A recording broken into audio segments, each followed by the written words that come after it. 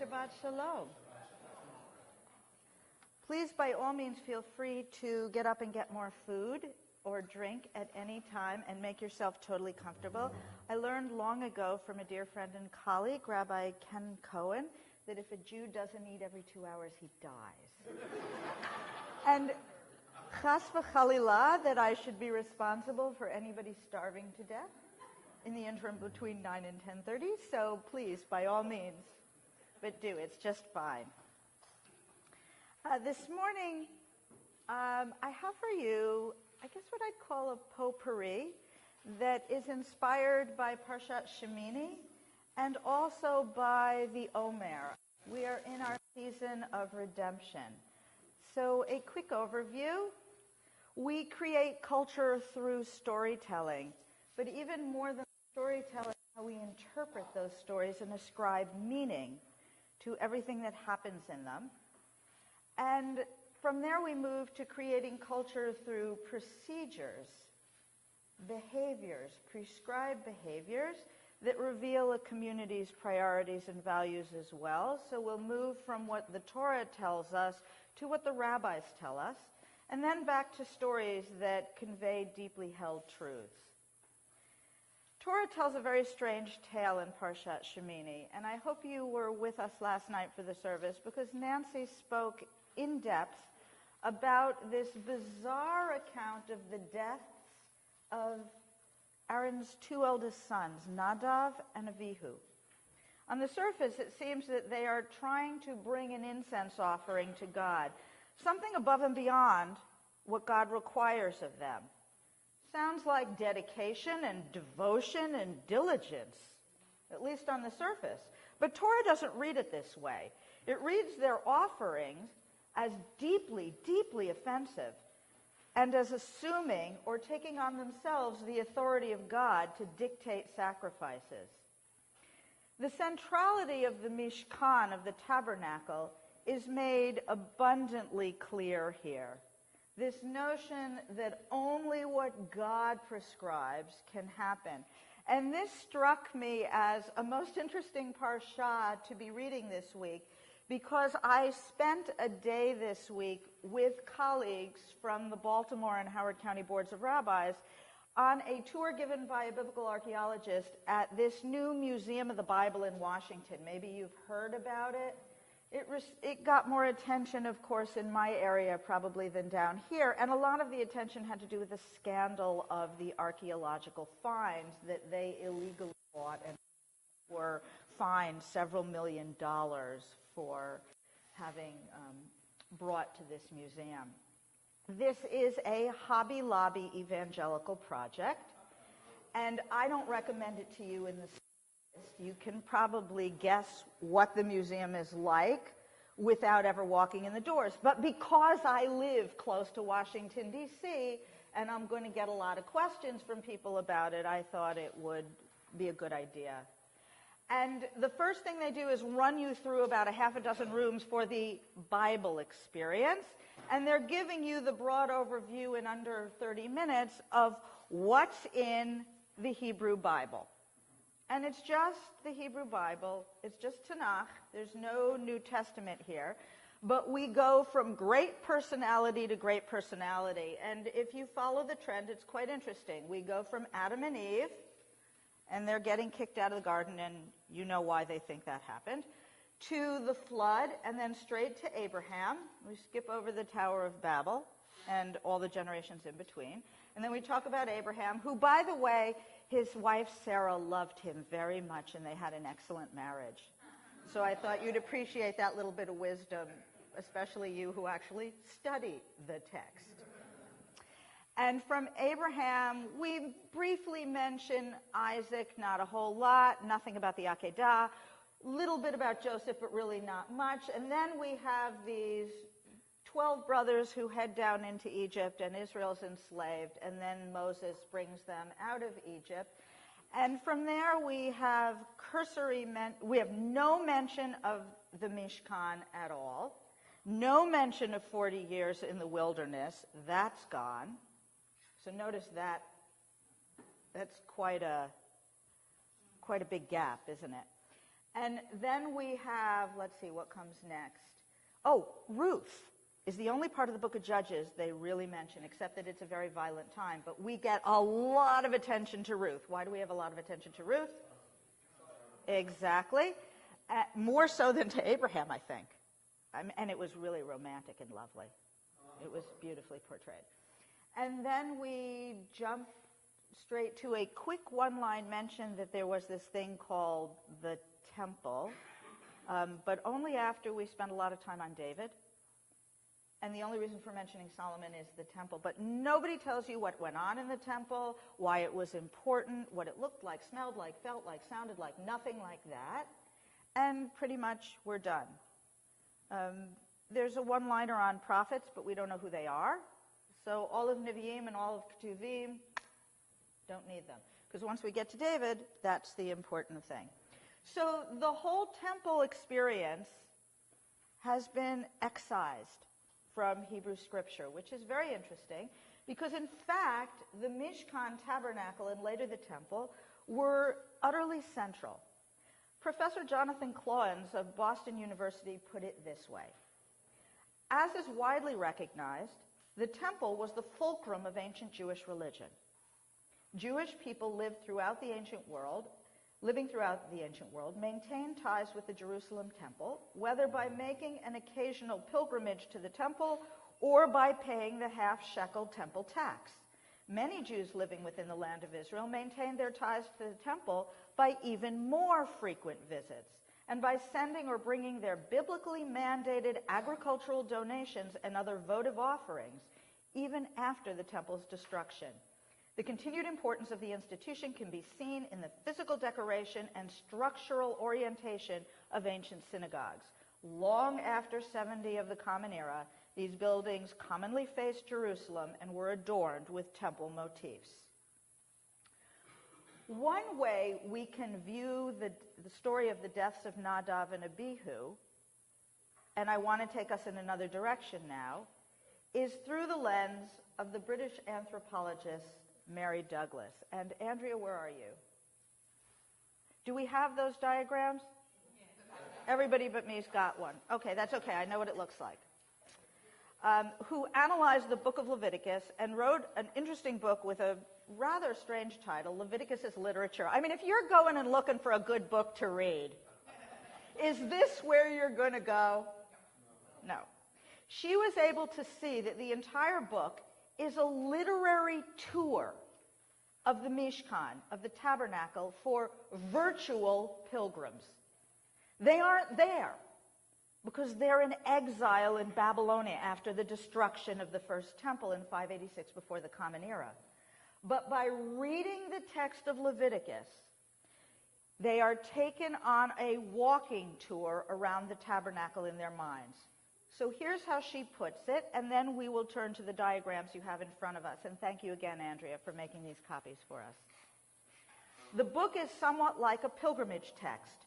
The worshipers make a journey of commemoration to a shrine and go around it with the sacred book as their guide, saying the words, marking out with their footsteps the very place of creation, or at least a space assigned by God to stand for this act of creation.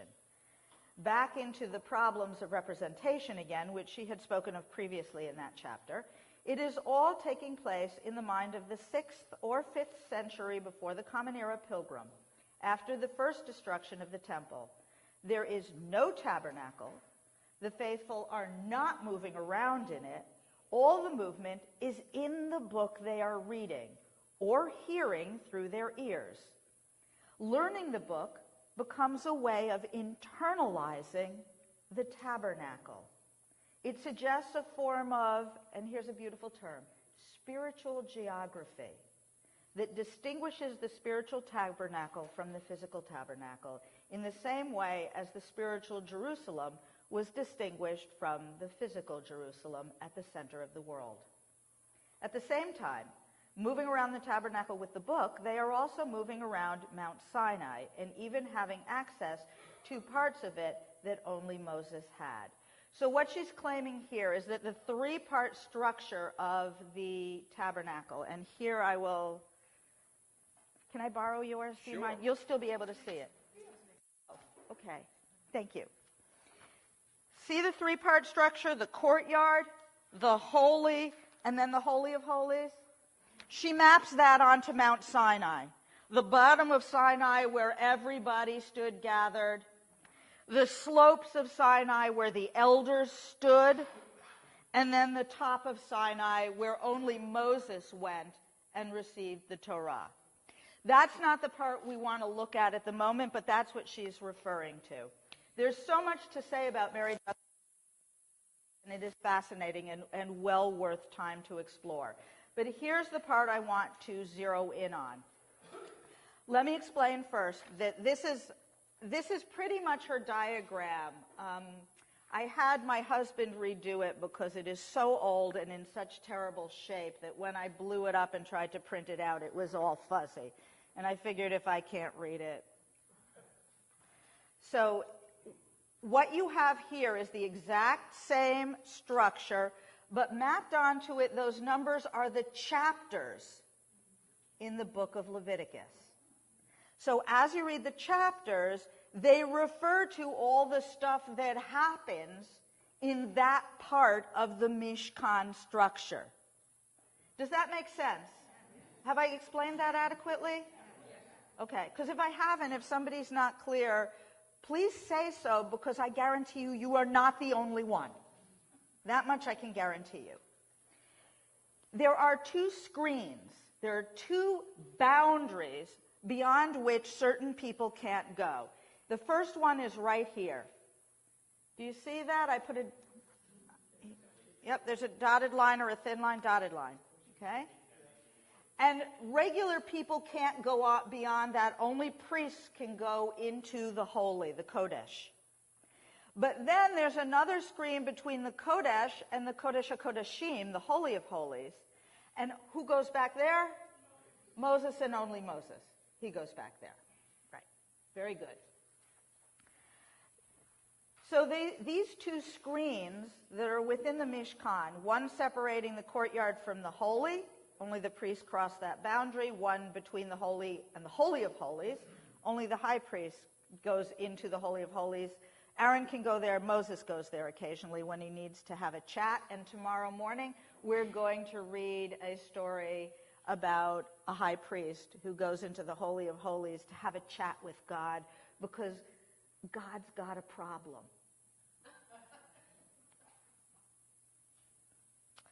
Douglas says these correspond to the only two narratives in Leviticus. And this is why people have a hard time with Leviticus. It's all of these laws about sacrifices and a description of what the Mishkan looked like, but there aren't any good stories in it. So Nancy talked last night about one of the only two narratives in all of the book of Leviticus, the story of Nadav and Abihu, and the other is the story of the blasphemer that you find in 12 or 13 short verses in chapter 24.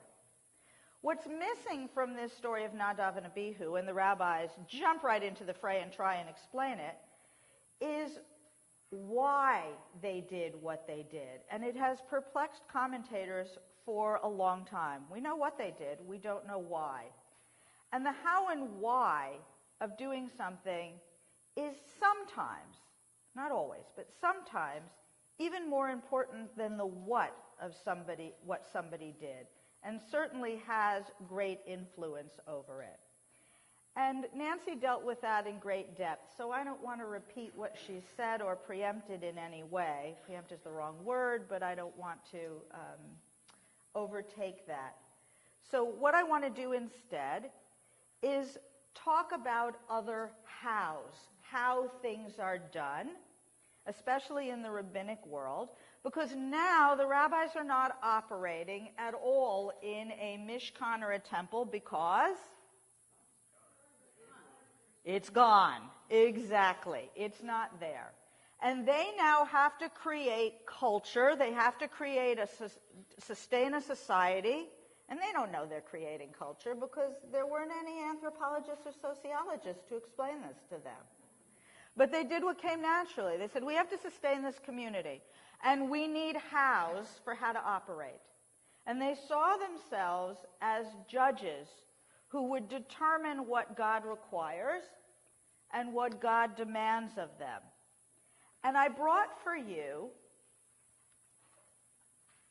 4 rules, just 4 rules of how the Sanhedrin, the great court, was said to operate. And I want you to think out with me why.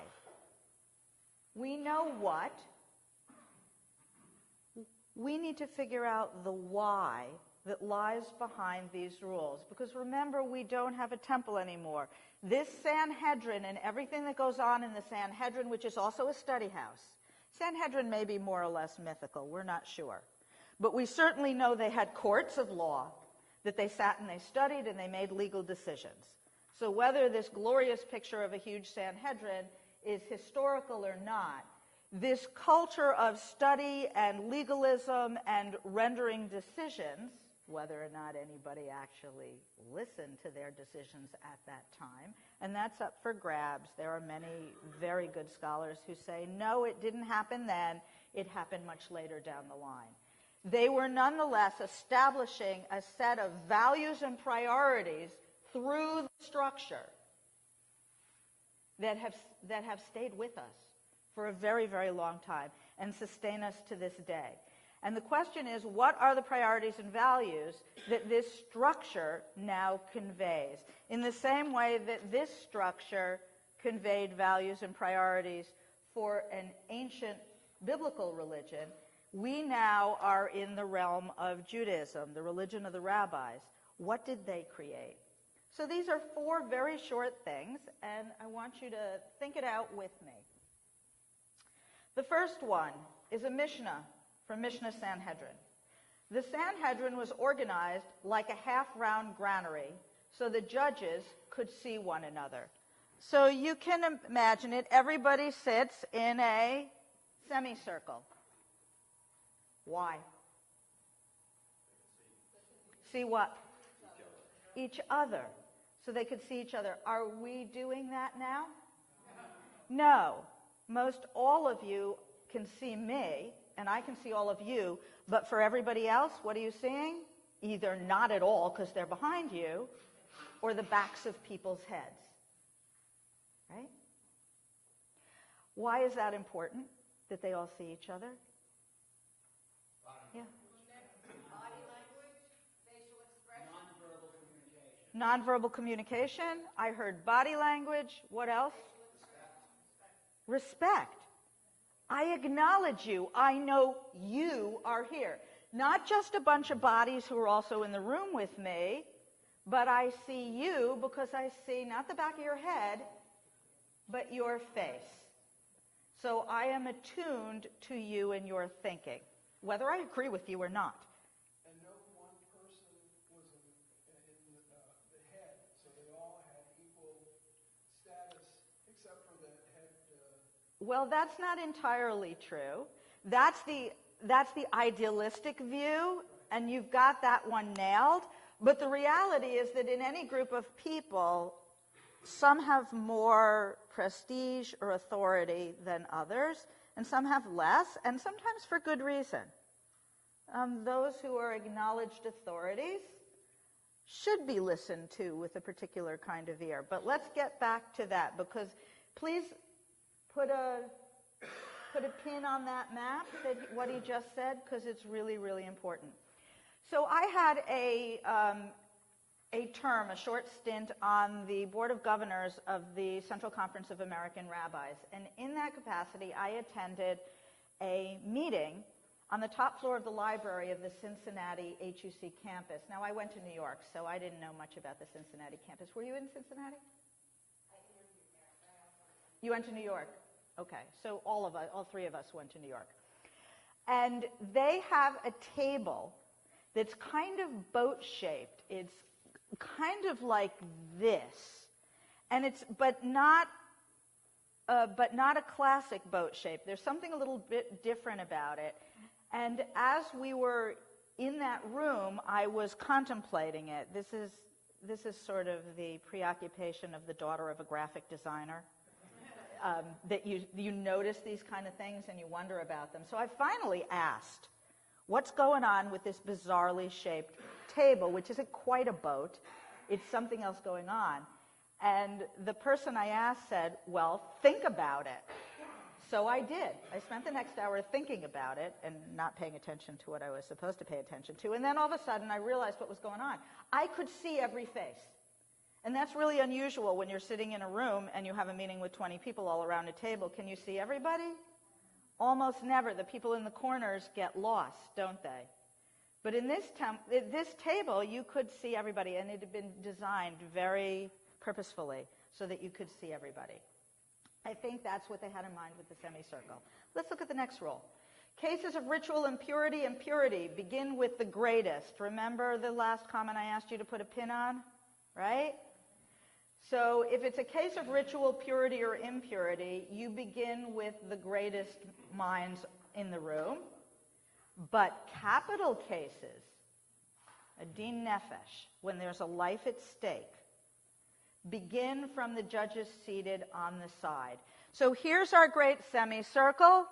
We put the great sages here, and the further out on the wings you are, that means you are probably younger and probably newer to the community. You have less experience, and at that stage in your life, you have less knowledge, and eventually you'll move inward, presumably.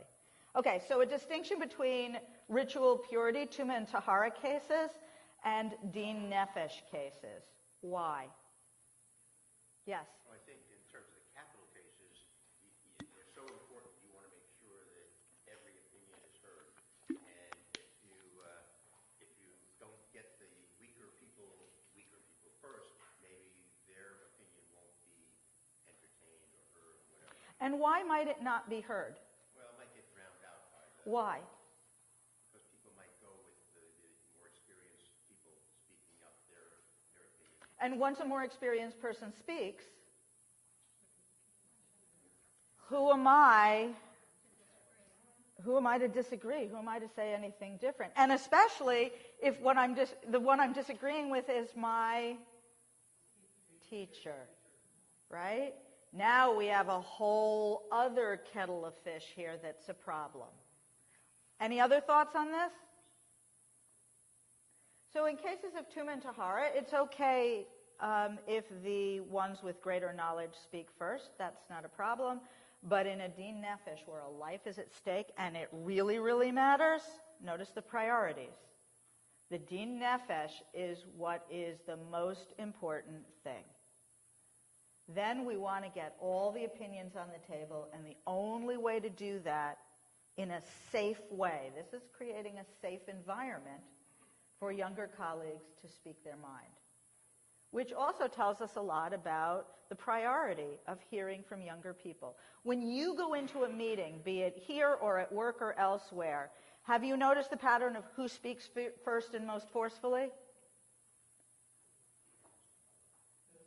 It's always the same people, isn't it? Right. Because there are no rules about it. And so what happens most naturally is that certain people who feel they have the authority or do have the authority or have the gravitas will speak first. And then everybody else kind of often just shuts down. Yes? The idea of in the capital case to start from the sides Yes. and go to the heads Yes. is well motivated. But the other side of it, then why not do that all the time? Why in cases of tuma and tahara you start from the heads? That isn't clear at all. I think there is a time when, for expediency and because these are different kind of cases. Tuma and tahara, you have to know a lot to make decisions on those. The details are important. The precedent is important. The reasoning is important. These are very complex cases. So having somebody with a technical background and know-how is valuable.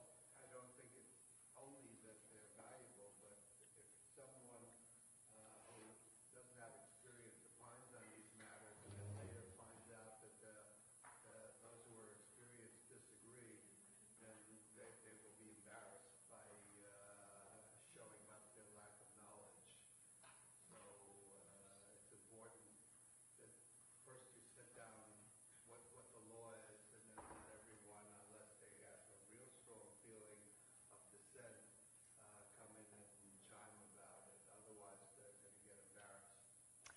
That is something they're concerned with. They're concerned with setting this balance between a younger colleague's proclivity to be timid and embarrassed easily, but also wanting them to speak up. So there's something to think about at a meeting. Do you allow the younger, newer colleagues, in fact, do you prescribe that they speak first and let them talk before somebody has an opportunity to say something that shuts them down? Third rule, yes? It's sort of like first impression, how you listen to the first impression. So if the older people who are experienced were your first impression, that's what you're going to remember. But if you remember, if the younger people speak first, you'll also hear them. And that's what'll stick with you as well. Interesting point, isn't it? Yeah, that you're giving them a certain weighted view by letting them go first, so that other people have to listen to them and take them seriously. Nice. Very nice. Thank you. Yes? We're talking a lot about the judges and their roles, but when I read this, what I hear is the hierarchy of the religious pecking order really being more important than the Catholic. So purity and impurity begin with the greatest judges, whereas capital case, from the life and death, they're willing to go with the judges on the side. I think you're going to probably change your mind when you see what's coming. I like a surprise. Thank you. Yes.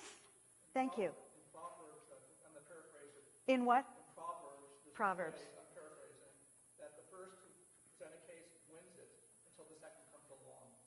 Which implies that the let's say the smarter individuals, they're the last one to present their case.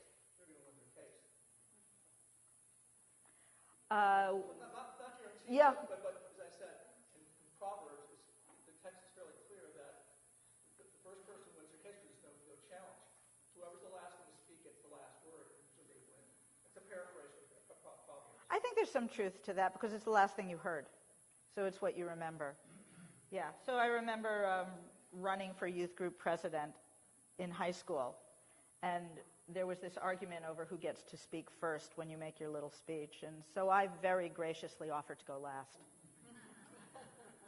And it made everybody happy. Yes? So, Rabbi, I think I have a different view, speaking last. Great. See, he wants the last word. Do you see what's going on here? Capital cases require interpretation. They require people listening to the evidence and thinking through their filter what they're hearing and then coming to a decision. And it may be that we do not want people who have had years and years and years of groupthink that goes on in Sanhedrin. There's debates every day, but you still get swept up into the institutional thought process. And we do want the younger, less experienced people to bring their more recent outside experience to doing those things. Yes. And when we come to impurity, frankly, I don't care what you think. There are rules. There are things that are right. There are things that are wrong. You might be able to argue that what is right, what is wrong is right, but that doesn't make it right. And so the difference in these cases to me is that the impurity are right and wrong and bright line situations in 2 days. But they're not. I see what's coming. They are still, because we see what happened to the two guys. I'm just drawing blank. Nadav and Abihu? Yes. Yeah. Who argued they thought was right, and it turns out they weren't. And that's a factual question, as opposed to listening to witnesses and trying to figure out with experience, not the groupthink. That use of the term groupthink, I think, is a marvelous term. And I think your point is extremely well made, that they are worried about groupthink. That's very much what they're worried about. Let's go on a little bit, and then we can come back to this and take these differing opinions and see what we want to do with them. So the third rule, Rav Kahana said, if the Sanhedrin unanimously finds the accused guilty, and this is a din nefesh, this is a capital case, He is acquitted. It's written backwards. No, I did not translate it wrong. Let's try this again. Rav Kahana said, imagine, get in Rav Kahana's head. What's he worried about? If the Sanhedrin unanimously finds the accused guilty, he is acquitted. Nancy. Because there should be always one person, at least, who has listened to the accused and sees merit in what they're doing, even if they disagree with them, to promote that case. You should have some construct, some interaction, instead of just blowing it over. You've not really considered the case if you haven't fought against the opinion, if you haven't found some reason. To be utterly unanimous, your minds were made up before you walked in the door. Groupthink and groupthink, which is, thank you again for introducing that term. That's what they're concerned about. Beautifully put. Yes? The point here, I believe, is to encourage debate, Yes. not unanimity. That's that groupthink piece, precisely. Capital crime is the worst, then before sentence is pronounced, there should be legitimate debate. Without debate, then something else is probably going on. And remember, this is the ancient world. So to jump on your point about debate, this is the ancient world. We don't have the kind of evidence and investigation that you might see today. But even today, with all of the evidence and investigation, how often is it ironclad? Even when we have video, it's not always 100% clear exactly what's going on in the video, and they were far from having anything remotely like that. If everybody comes in and everybody says, oh, that's easy, guilty, we're done. Yes, because they haven't done their job. Right. And that's dangerous stuff, really dangerous. We have a life at stake. Yes, Ron. We discussed how the judges face each other so that they can see body language, facial expressions, and so forth. What's not clear here is whether the accused is in the room, whether the judges get to see the reaction of the accused. I think he probably was. We don't know for sure exactly how it was done. Yes. It's also my understanding that, unlike our modern day judiciaries, there were no prosecutors and no defenders. And that the younger judges, as you call them in this group thing, acted through arguing and through opinion to be the prosecutors and the defenders for the case. And so when you say that there should be one person who does believe that they're not guilty in order for it to be, that's one of those judges who says, I'm going to take that side. Thank you. It'll be the defense attorney. I also want to note that the Rambam, Moses Maimonides, in writing about this, apparently had read what Nancy wrote about it and echoed that and did a nice job of it. He wrote, there must be some who seek to exonerate him and argue on his behalf, but yet the majority hold him liable. Only then can he be executed. Let's move on because time is of the essence. Last one. Rav Yehuda said in the name of Rav, one may not be given a seat on the Sanhedrin unless able to prove the cleanness, in other words, that a reptile is tahor, is ritually pure, from biblical texts. Rav said, I will argue to prove its ritual purity.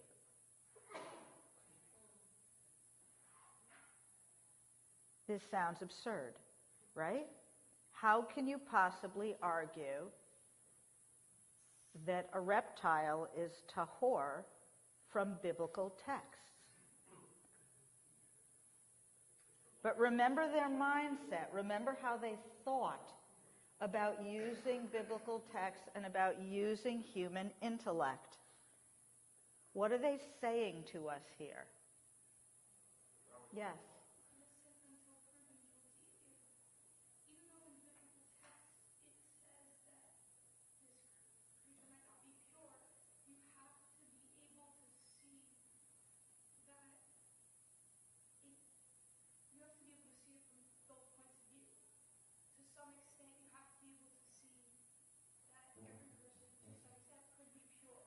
Okay, they're not talking about the din nefesh here. This isn't a person on trial anymore. This is now about, can you argue that a reptile, this animal, is pure, it's kosher. We can eat it. Can you make that argument using biblical text? What are they saying about what you should be able to do with your mind and with biblical text?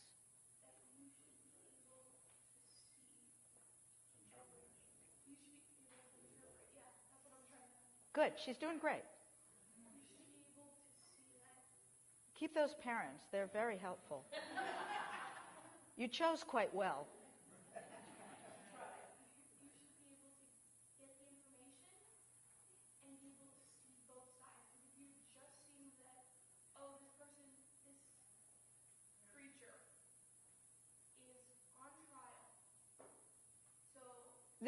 The creature's not on trial.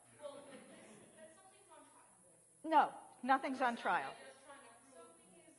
It's a ritual matter, but what about the issue of having a nimble intellect?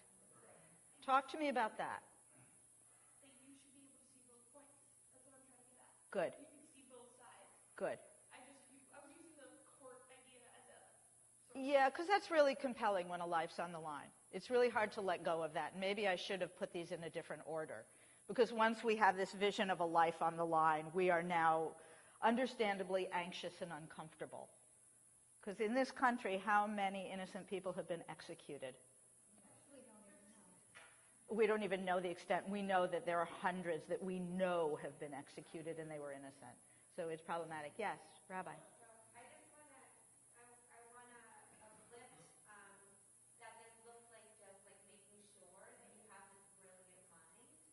Yes. Somebody who can make the impure pure, but then in fact what happens is that the rabbis actually do this frequently. They take things from the biblical text, example, eye for an eye, and say, well, that's not what it means. And they do the gymnastics in a way to actually create a more just society. Yes.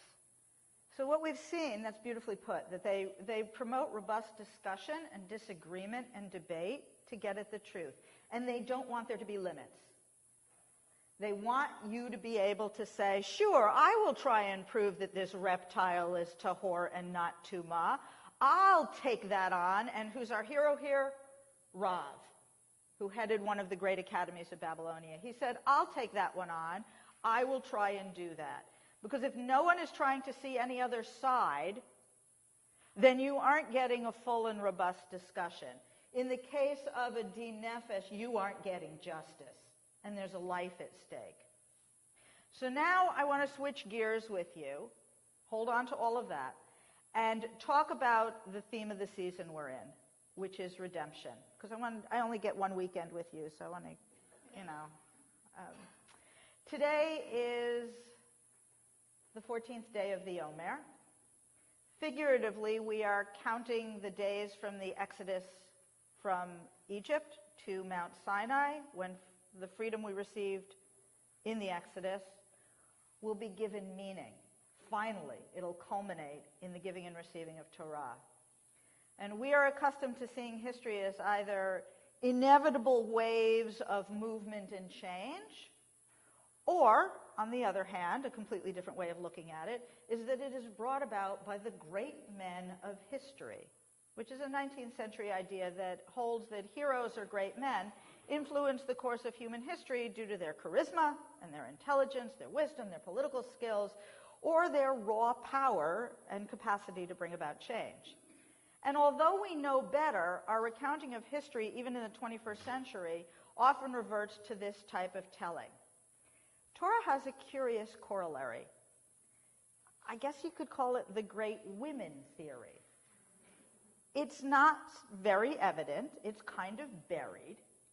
And that's why we're going to look at some stories in Masechet Sota that the Israelites were redeemed from slavery on account of the women. God did it all because of the women.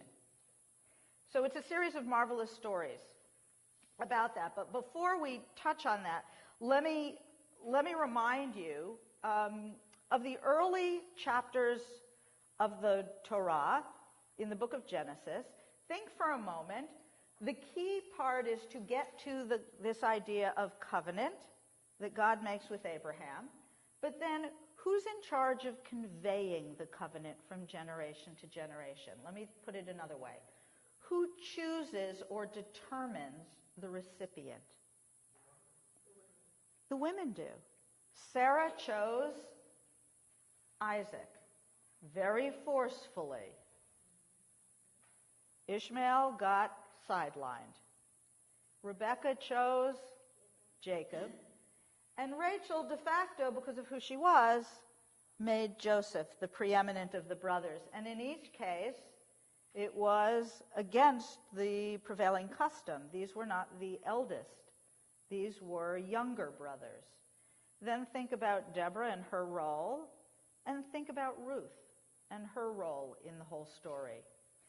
So perhaps they also noticed, as we might, that in the first 2 chapters of Exodus, aside from the Pharaoh who is enslaving the Israelites and increases their quota of bricks and forces them to collect their own materials that they need to make those bricks and decrees that their baby boys be murdered, who are the primary actors? The midwives. Yes? Pharaoh's daughter. Miriam. And Yocheved. Who'd we just name? Just women. Surprising, isn't it? Perhaps this is what the rabbis noticed, that the movers and shakers at the beginning of this whole tale are these 5 women. And the Talmud expands their roles even beyond the Torah's telling through Midrash. And that's what we're going to look at now.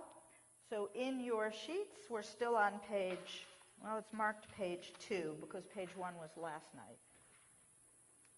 Bottom of the page. Miriam has an unquestionably decisive role in the Exodus account. She is smart, savvy, and clever. She assessed Pharaoh's daughter's character and behavior accurately and placed her brother in just the right spot at just the right time. And the rabbis realized she's exceptional. They imagined her in conversation with her father, Amram, who is the father, of course, of Aaron, Miriam, and Moses.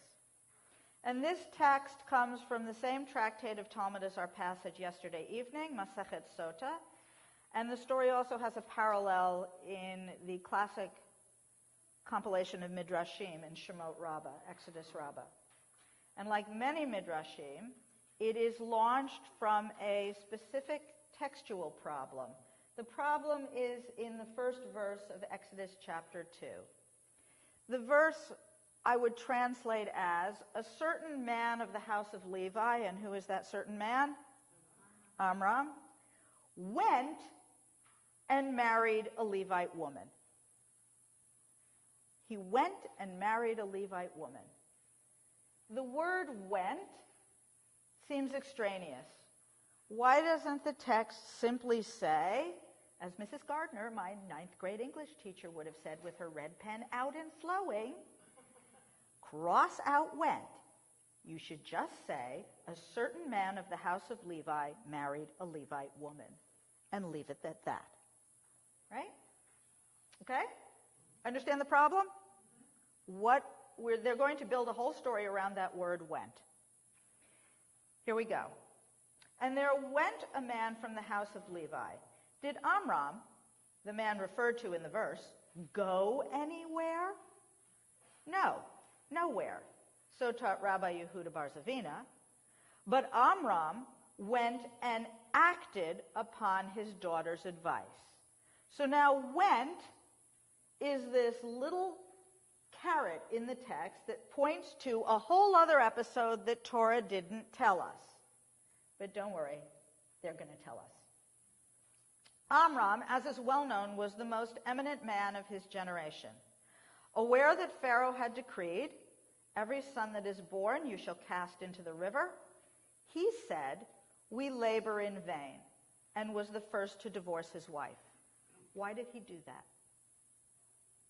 He didn't think there was any point in having children. There's no point in having children. If they're all going to be murdered, then you shouldn't do that. How do you prevent that? Through divorce. Right. At that, all the others divorced their wives. And notice we're back to this question of when the greatest in the community does something. This is kind of the corollary of group speak, right? At that, all the others divorced their wives. Then his daughter, this is Miriam, said to him, now this is going to be rather shocking, "Father, your decree is more cruel than Pharaoh's. For Pharaoh has decreed only against the males, while you decree against males and females." Meaning, you're not only preventing the birth of baby boys who will be killed, that I understand, but you are preventing girls from being born. Pharaoh, and she's got a second reason here coming, Pharaoh decreed only concerning this world, while you decree concerning both this world and the world to come. What is she saying there? She's saying that the Jewish people are not going to exist at all because of their father's decree. I don't think that's what the rabbis meant by that. I appreciate that interpretation, but I think they meant something a lot more concrete, given that they believe that people who die will end up in Olam Haba. So what are they saying here? What would happen to those baby boys even though they were murdered? They would ultimately get their chelek b'olam haba. They would get their portion in the world to come, and they would enjoy paradise for eternity, even if their life was so tragically and horrifically foreshortened. So by not letting them be born, Amram is denying them all olam haba. Now, third point she makes. I mean, you don't want to go up against Miriam. You really don't. She's smarter than all of us altogether. Now, since Pharaoh is a wicked man, there is doubt whether his decree will or will not be fulfilled. And of course, rabbis have the benefit of the text itself, don't they? Because we know the answer to that. Right? But since you are a righteous man, your decree is sure to be fulfilled. At once he went and took back his wife. So what does went refer to? His remarriage to Yocheved. And so did all the others. And he took. Scripture does not say he restored, but rather he took, implying, said Rabbi Yehuda Bar Zavina, that he took her back in a formal wedding ceremony. He didn't just move back into the house. He had an actual, obviously with a chuppah and a ketubah, and they broke the glass. In the rabbi's imagination, this all happened. Seating Yocheved on a bridal litter, Miriam and Aaron dancing before her, while the ministering angels sang, "The mother of children will again rejoice." Isn't that a beautiful story? Miriam's argument is rather shocking. She too argues on the side of life and procreation under the harshest conditions and maximum danger. But isn't that exactly what Shifra and Puah did? Right? They were dissidents of the highest order. They were seditious to the greatest degree. Amram's the leader, but who's calling the shots here? Miriam, her persuasion. And what's the nature of her persuasion? And this is where this is just so quintessentially Jewish. Logic. Yeah, but it's also moral suasion as well. But it's logic and moral suasion that she marshals, and the result is, what does Dad do? I mean, did you ever have a kid like this? Yeah. I mean, what do you do with these kids? Whatever they tell you to do. And the result is? Exactly. Thank you. Thank you so much. Did you hear what she said? The result is Moses. Had she not done that, Moses would never have been born. The focus of the next piece is Pharaoh's daughter. And in truth, she plays in the original text a tiny role in the Torah narrative. Plucking Moses from the water and adopting him as her child, but assigning his biological mother to nurse him. It all goes down in just a few verses, so it doesn't seem to be a major role. But if you think about what she did, it was again as crucial as what Miriam is conceived of doing. The Midrash arises not so much from a real problem in the text as from an opening that the rabbis have. If I read this text, I would not find a problem in it. But here's what's happening. Pharaoh's daughter bathed in the Nile every day, and she's attended by numerous handmaids. Yet when the basket containing Moses floats by, the Torah tells us she sent her handmaid. Singular. Did you hear that? Which the rabbis read as suggesting that at that moment she had only one. So what's the question? What happened to all the other handmaids? Which is why I say it's not really a problem in the text, because there's an easy explanation. How many people do you need to go wade into the river to go collect this little basket? One is going to suffice. But the rabbis use it as an opening. It's a possibility to conceive that at that particular moment, all of a sudden, all the others were gone. So the question arises, what happened to them? And that allows them to create this fascinating midrash. And she sent her handmaid, Exodus chapter 2, it's the 5th verse. And this is number 2, which is in the middle of the next page. When the handmaids saw that Pharaoh's daughter wished to save Moses, they said to her, Our Lady, in the world's practice, when a king issues a decree, even if the whole world does not obey it, his own children and the members of his household do obey it. Yet you would violate your father's decree. At that, the angel Gabriel came down and smote them to the ground. We really need Steven Spielberg to do this whole thing, don't we? And you know what I really want him to do? I want him to do Korach. Right? So at that, Gabriel came down and smote them to the ground, which of course leaves Pharaoh's daughter with the one handmaid. So the rabbis, I think, are pointing out what we already suspected, but they are putting it into very sharp focus. That Pharaoh's daughter knew for certain that the baby she saved and adopted as her own was a Hebrew child. She knew exactly what she was doing, and she did it not only because she took pity on the infant, but in order to defy and undermine her father's cruel decree to kill all the Hebrew baby boys. Now, what kind of figure does that make her? Is she just some ditzy princess who says, oh, it's a baby, listen to it cry. Let's go play with the baby. Now it is an act of defiance, sedition, rebellion of the highest order. You want them dead? I'm going to ensure that this one makes it. Not only am I going to ensure he makes it, but where am I going to raise him? Under your nose, Daddy dear.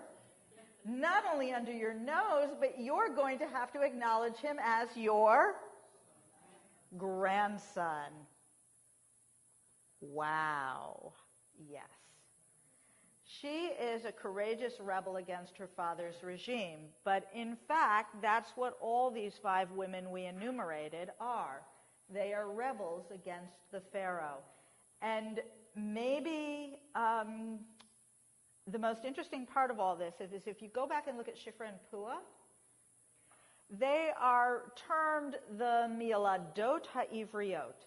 That's the Hebrew. And the reason I bring the Hebrew out is because could anybody please translate hamiyaladot ha'ivriot for me? Go ahead. Jewish midwives. Maybe. That's absolutely legitimate, 100% legitimate grammatical translation, but there's another completely 100% legitimate grammatical translation. I hope I don't have to say that a third time, because I won't make it. What's the other way you can interpret it? Think of it as a smichut. Think of it as a smichut. Jewish women who gave birth.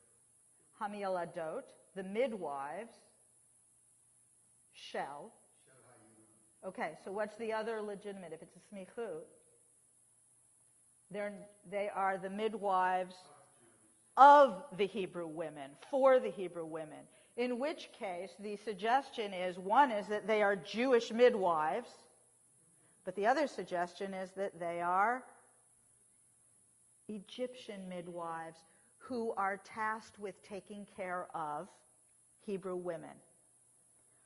Why does Torah leave this ambiguity? What? There's a lot of ambiguity. But why this ambiguity? I'm going to play with it, and you might not want to go there with me, but I think it's a curious ambiguity that we don't know if these crucial figures, we know that Pharaoh's daughter is Egyptian. We know that Miriam and Yocheved are Hebrews. No doubt about it. Why don't we know who Shifra and Puah, who don't really have Hebrew names, but they kind of have a Hebrew cadence, but we don't know them as Egyptian names either. These ambiguous names, and then this ambiguous description of Hamiyaladot Ha'ivriot, who are either Hebrew midwives or Egyptian midwives to Hebrew women. Why leave it ambiguous?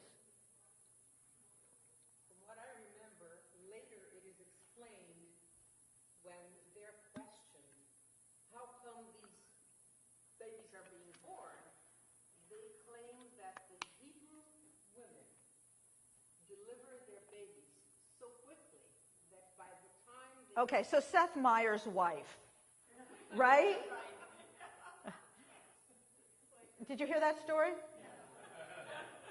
Last week, she gave birth in the lobby of their apartment building. They didn't make it out to the taxi. They didn't get that far. I am so jealous. Oh, my God. I think most of us would be very jealous. Yeah, and I shouldn't be. My youngest is 25. Like, get over it by now. Never get over it. You don't get it. Okay. So, the case... Right, they're biologically different from us. Right, which is a strange case to make, right? But Pharaoh buys it because he can believe that somehow Hebrews are biologically different from Egyptians. I think the reason that it is so ambiguous is because what Torah wants us to understand is it doesn't matter. It doesn't matter if they're Egyptians or Hebrews. They are about bringing life into the world, sustaining life, nurturing life. That's what all these women are about, and that is their underground sedition, is that they are going to be on the side of life while Pharaoh is squarely on the side of death. And that they cooperate with one another. So you've got this network of women in an underground movement who are cooperating with one another. So it's your first underground movement in history that is very clearly spelled out in what is pictured as a sort of fascist regime. Because what does Pharaoh do? He enlists the Egyptians as all of them and commands all of them to help kill all of these Hebrew babies. Maybe not the first fascist regime. I think the Tower of Babel is the first. But this is the second, and now we have the first underground movement.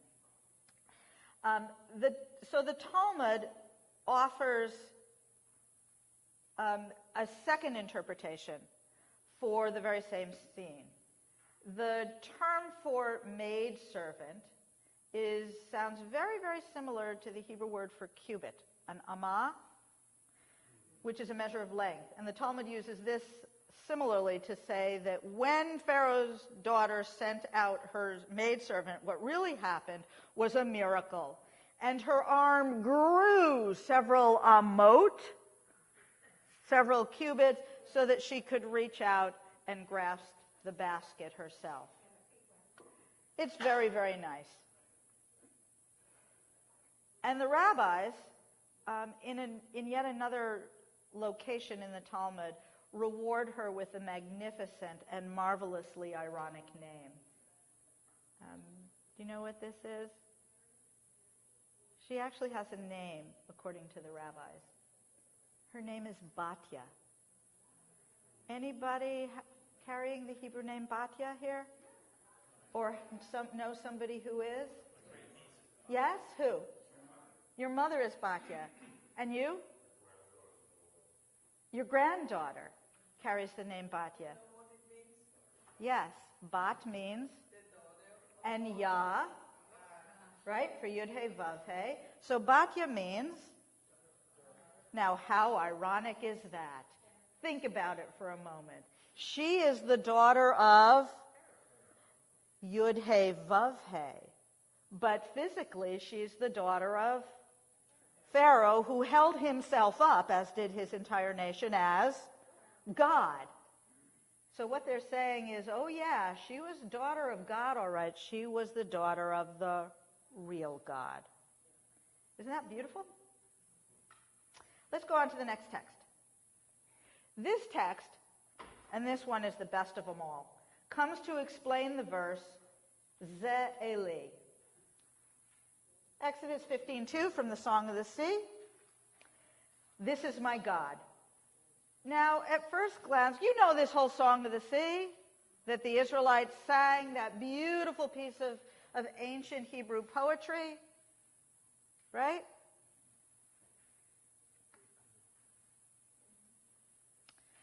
What's the big deal that the Israelites say, this is my God? At first glance, we don't see a problem here. But how could the Israelites sing this? Didn't Moses introduce them to God? Here's the story that the rabbis tell in the Babylonian Talmud. Because the fact is, they were in slavery for how long? 400 years. There's another version in the Torah, contradictory version, 430 years. It doesn't matter. But boy, 4 centuries is a whole lot of generations. They had no connection left to their ancestors. They didn't know from God. They only knew that Pharaoh was considered the god of Egypt. So how in the Reed Sea could they recognize God? That's the problem that the rabbis are dealing with. And here is their answer. Rabbi Avira expounded. Israel was redeemed from Egypt on account of the righteous women of that generation. Remember I started with that? Okay, so here is what they did. You want to know why they deserved to be redeemed? Here it is. When they went to draw water, the Holy One, for their sake, caused so many small fish to be scooped up into their pitchers that only half of what they drew up was water and the other half fish. They would then heat 2 pots, one with hot water, the other with fish, both of which they brought to their husbands in the field. Remember, the men are out slaving, literally, to make bricks and to build Pharaoh's structures. And so they're bringing out 2 big pots of water, one with cooked fish and one with warm water. What are they going to do with it? There the women washed their husbands, anointed them, which means a nice massage with oil, fed them, and gave them to drink. Then, lying secluded between mounds in the fields, what are the mounds? What image do you have? Go ahead, say it. No. Breasts, right. They responded to their men. I mean, they've now fed them a nice meal of protein and given them a good massage with oil. What's going on? Right, lots of it. When the time for giving birth came, I guess the mounds are kind of like the very light porn, right? What? The mountain chain. Grange's homes, the mountain chain, Canada. Oh, okay. When the time for giving birth came, these women went into the fields and gave birth under an apple tree. Yes, I know there are no apple trees in Egypt, but we really, really want to use this verse from Song of Songs because it is perfect. So we're going to put apple trees in Egypt. Just live with it. Okay. As it is said, under an apple tree I roused you. There your mother was in labor with you, and there was she in labor and brought you forth. So all of this happens, right? Seducing him, arousing him, making love with him, and now she comes back to the very same apple tree to labor and give birth. Why is she coming back out into the fields under the apple trees? To avoid, right, because he's undoubtedly got a secret service operating.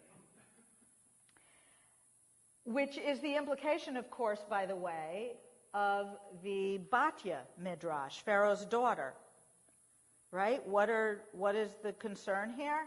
That the maidservants will do what? Inform on her, exactly. And maybe they are part of his secret service, you don't know. This picture of in a fascist society where you cannot trust anyone. You don't know who will turn you in. Let's go back to the Midrash.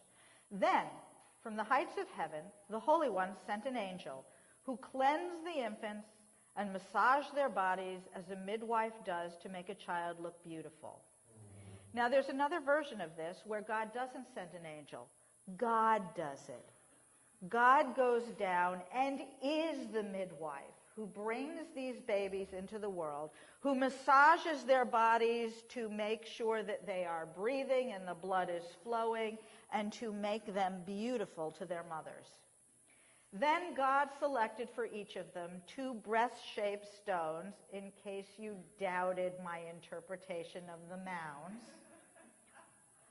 I don't make this stuff up. I just read it and study it. One filled with honey and the other with oil, as it is said, and now we've got another great verse from Deuteronomy, and God made him suck honey out of the crag and oil out of the flinty rock. Isn't that a magnificent use of verses? When the Egyptians became aware of these infants, they came to slay them. I mean, you knew it was going to turn, right? The romance can't last forever, but look what happens. And here's where we got to get Steven Spielberg back into this. But then another miracle occurred. The infants were swallowed up by the ground. But this, when we think swallowed up, we think Korach and his minions, but this is exactly the inverse. It's precisely the opposite. Because why is the ground swallowing them up? To protect them, exactly. At that, the Egyptians, this is like a picture of Nazis, isn't it? Brought oxen and plowed the area where they had disappeared.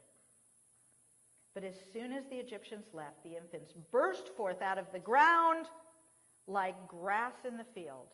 And as the infants grew up, they came running to their homes in flocks, because now they are past the age where they're in danger of being murdered. So they live their early lives out in the field, and who's their mitapelet? Who is their nanny? God. God's doing it all. Later, when God revealed himself at the Reed Sea, these infants, they're now grown up, because it's some years later, were the first to recognize God. Why do they recognize God? You raised me. You were the one at my crib. You were the one who changed my diapers. You were the one who bathed me. You were the one who did everything for me for all of those years before I got to go home. And so they're the ones who say, Ze'eli, this is my God. This is a magnificent midrash. It is riddled with marvelous sexual imagery. The Israelite women, the Hebrew women, are made worthy of redemption because at a time when Pharaoh was having baby boys killed, they are redoubling their efforts to bring children into the world, and heaven cooperates with them. And so that had me thinking, how many times in history, you know where I'm going to go, right? Have Jews faced that awful conundrum? Do we bring life into the world? Or is it just too dangerous? And we shouldn't do it because the results will be disastrous. And there have been many times, and probably the most recent, of course, is the Holocaust. And because we are in the season of Yom HaShoah, which just recently passed, that's also on my mind. And it's a horrendous decision to make. But having children and affirming life is itself redemptive. So I want to tell you just one story, and this is a true story. It's about Gittel and Simcha Munzer, who both came from Poland, and they met and married in The Hague in 1932. And they had two daughters. Eva was born in 36, and Liana was born in 38. And after the German occupation of the Netherlands in 41, Gittel realized that she was pregnant yet again. And she deliberated for a very long time about the wisdom of bringing another Jewish child into the world at such a time, and finally decided to continue with her pregnancy. There were options then, as there are options now. Her obstetrician advised her to abort the fetus, telling her that it was immoral to bring a child into the world under these circumstances. And then she says she thought of the story of Hannah that we read on Rosh Hashanah, Hannah who so desperately wanted a child. She finally decided that she was going to have this baby. And so a third child, whom she named Alfred, was born on November 23rd of 1941. And when it became clear that the family would have to go into hiding, Simcha, the father, faked an attempted suicide in order to gain admission to the psychiatric ward of a hospital. Gittel, meanwhile, sold all the family furniture and packed the family up. And remember, now we have these two girls, Eva and Liana, and we have an infant, Alfred. The two girls were placed with the friend of a neighbor, and Alfred went to the sister of Annie, who was another neighbor. Gittel and Simcha themselves ended up in Westerbork, and then in Wood, which was a slave labor contingent in a Philips electronics factory. And then they returned to Westerbork in 1944 and were placed on a convoy to Auschwitz. Simcha was then moved to Mauthausen, then to 3 other concentration camps. He was liberated, but he died 2 months later. Gittel was sent to 9 more concentration camps, including Bergen-Belsen. And in the spring of 1945, she was released from Ravensbrück, along with thousands of other prisoners, as a result of an agreement that was reached between the Swedish Red Cross and Heinrich Himmler. Meanwhile, sometime after Gittel and her husband were deported, a dispute arose among the husband and wife of the family hiding the 2 Munzer girls. Remember, we left Eva and Liana with neighbors. It resulted in a husband denouncing his own wife and the Jewish girls to the SS. The 3 were immediately arrested and sent to Westerbork. And on February 8, 1944, the girls were deported to Auschwitz, where they were killed 3 days later. Also, meanwhile, 1 month after coming to live with the neighbor Anna's sister, little Alfred had to be moved again because the Dutch Nazi living next door sort of got a whiff of him. Anna then called upon her ex-husband, an Indonesian immigrant by the name of Tole Madna, who also had been friendly with the Munzer family. And Tole agreed to take Alfred in. Alfred remained in Tole's home for the remainder of the war. When Gittel returned to Alfred after the end of the war, her son had no recollection of her whatsoever. And for the next 13 years, Gittel and Alfred lived in Holland and Belgium. Finally, Gittel and Alfred immigrated here to the United States in 1958 when Alfred was 17 years old. Alfred went to medical school and is today a board-certified internist and pulmonary disease specialist. And it turns out he works at the Washington Adventist Hospital in Tacoma Park, which just happens to be 23 miles from where I live. You can be sure I did a Google map search. And just so you know, here is his page on the Adventist Hospital website. So I leave you with that story of a Jewish woman and her husband who made the decision in favor of life against all odds. Thank you.